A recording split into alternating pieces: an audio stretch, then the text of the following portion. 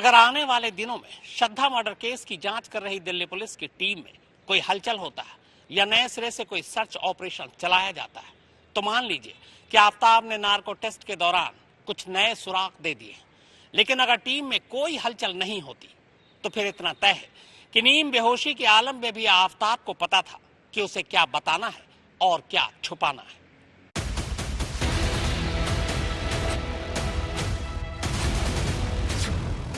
Narco test में आफताब ने कबूली श्रद्धा के कत्ल की बात।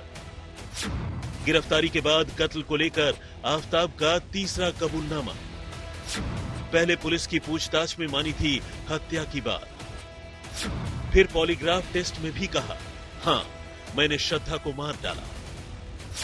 और अब नार्को टेस्ट के दौरान भी आफताब ने कबूला अपना जुर्म। वैसे तो अदालत के बाहर आफताब के इस कबूलनामे की कोई खास अहमियत नहीं है, लेकिन आफताब का नार्को एनालिसिस टेस्ट करने वाले फॉरेंसिक एक्सपर्ट्स की माने तो पहले दो मौकों की तरह ही आफताब ने नार्को एनालिसिस टेस्ट के दौरान भी श्रद्धा का कत्ल करने की बात कबूल कर ली है। सूत्रों की माने तो आफताब ने न सिर्फ श्रद्धा को मारने की बात मानी, बल्कि उसकी लाश के टुकड़े करने, उन्हें फ्रिज में रखने और टुकड़ों को अलग अलग जगहों पर फेंकने की वही बातें दोहराई जो बातें वो अब तक पुलिस की पूछताछ में कबूल कर चुका था। अब पुलिस को इस मामले में फॉरेंसिक एक्सपर्ट्स की ओर से नार्को एनालिसिस टेस्ट रिपोर्ट का इंतजार है, ताकि उस रिपोर्ट की बिना पर वो अपनी तफ्तीश को थोड़ा और आगे बढ़ा सके और रिपोर्ट में हुए खुलासे के मुताबिक इस केस से जुड़े कुछ और सबूत जुटा सके। यहाँ सबसे खास बात यह है कि आफताब से 14 दिनों की लंबी पूछताछ, उसकी निशानदेही पर श्रद्धा की लाश के अलग अलग टुकड़ों और कुछ हथियारों की बरामदगी के बावजूद पुलिस अब तक इस केस से जुड़ी कई अहम चीजें बरामद नहीं कर पाई है। इनमें श्रद्धा का कटा हुआ सिर, वो आरी जिससे आफताब ने लाश के टुकड़े किए, और श्रद्धा का मोबाइल फोन जैसी कई चीजें शामिल हैं।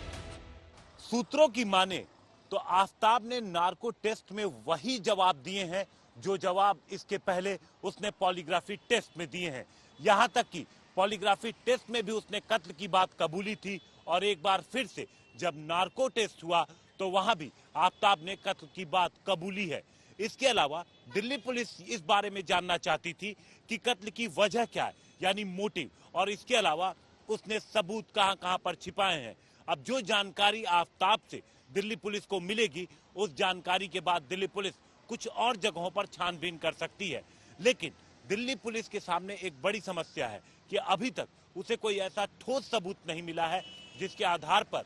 वो ये कह सके कि आफताब ने 18 मई को ही श्रद्धा का कत्ल किया था। इसलिए दिल्ली पुलिस की टीम लगातार इससे जुड़े सबूतों की तलाश में जुटी हुई है, और साथ ही साथ अभी तक पुलिस को इस बात के भी कोई सबूत नहीं मिले हैं कि आफताब ने श्रद्धा का कत्ल